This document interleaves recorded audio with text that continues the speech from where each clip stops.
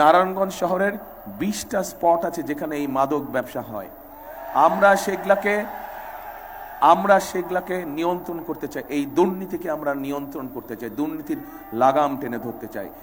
এখন সাথে আমরা আরেকটা কাজ করতে চাই, সেটা হচ্ছে আমাদের তরুণ এবং যুবক যারা আছে তাদের জন্য আমরা বিভিন্ন প্রশিক্ষণের মাধ্যমে, ভাষা শিক্ষার মাধ্যমে আমরা দেশে এবং বিদেশে তাদের কর্মসংস্থানের ব্যবস্থা করতে চাই।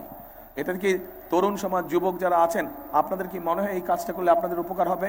কারণ এখানে নারায়ণগঞ্জে বহু ইয়াং ছেলে মেয়ে আছে যারা বেকার হয়ে পড়েছে, শিক্ষার আলো তাদের কাছে আছে কিন্তু তাদের কর্মসংস্থান নাই, ফলে তারা অসহায় বেকারত্ব জীবন কাটাচ্ছে। ঠিক বলছে কি ভাই? ঠিক বলছে কি ভাই? ঠিক বলছে কি ভাই? ঠিক বললাম?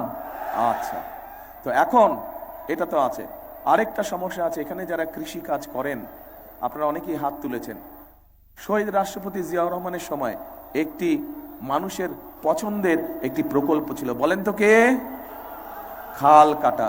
এখানকার অনেক নদী নালা খাল বিল বন্ধ হয়ে গেছে, ফলে শহরের মধ্যে সহ বিভিন্ন জায়গায় জলবদ্ধতা হয়, একটু বৃষ্টি হলে পানি হয়ে যায়, আপনাদের চলাফেরা করতে কষ্ট হয় না? কি ঠিক বললাম না ভুল বললাম? ঠিক বলছে? আচ্ছা, ঠিক আছে। আমরা পুনরায় শহীদ জিয়ার সেই খাল কাটা কর্মসূচি শুরু করতে চাই। শুধু নারায়ণগঞ্জ শহর না, সারা বাংলাদেশে আমরা এই খাল খনন কর্মসূচি শুরু করতে চাই।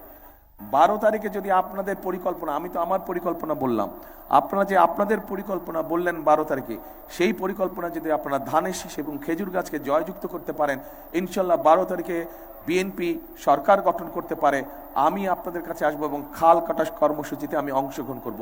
কে কে যাবেন আমার সাথে খাল কাটতে? মা বোনেরাও যাবেন ইনশাল্লাহ, মা বোনেরাও খাল কাটতে যাবে।